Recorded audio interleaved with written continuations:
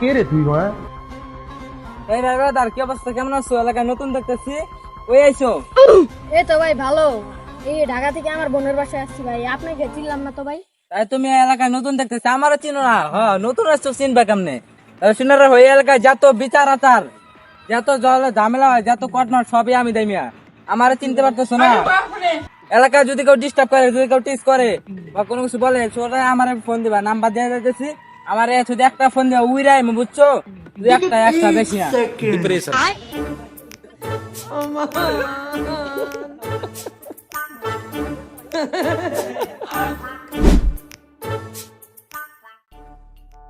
শালার একটা কামলা নিলাম, এই শালা আগাম কালকে আমার কাছে 400 টাকা নিল।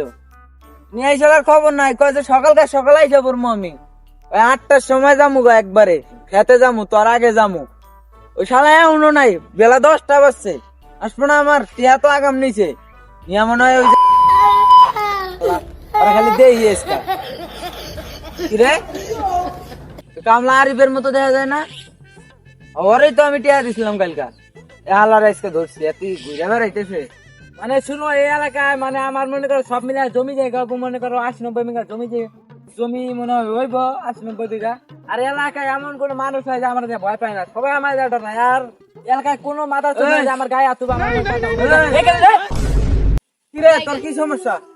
তোর যে আমি 400 টাকা দিলাম বাজারে, ওই বাজারে যে নিলি তুই টিয়াটা গুইনা নিলি।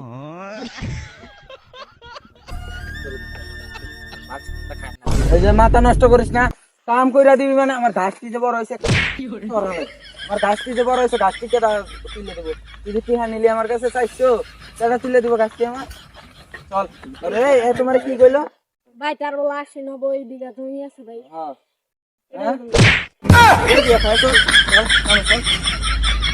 কি করে আবুল্লাহ শুরু করছে দেখ। পাত্তা না খাইতে আবার বোকা তো দাবো ভাই না 70 বিঘা নেতা হইছে কি? গরুটা শুরু করে এনেছে, গরুল নকুল বাবুলের গরি, আবুলের চশমা। আমি নাম তাড়াতাড়ি যা, তাড়াতাড়ি। কি হয় কে কলসটা বলায়া দে ভাই, এদিকে বিপরাই জায়গায় গান আপনি দেখাই তোর দেয়াল লাগবো তো, তুই পড়াবি নাইলি। আচ্ছা আরিফ, ভালো করে কাজ কর, মুই তো আসতেছি।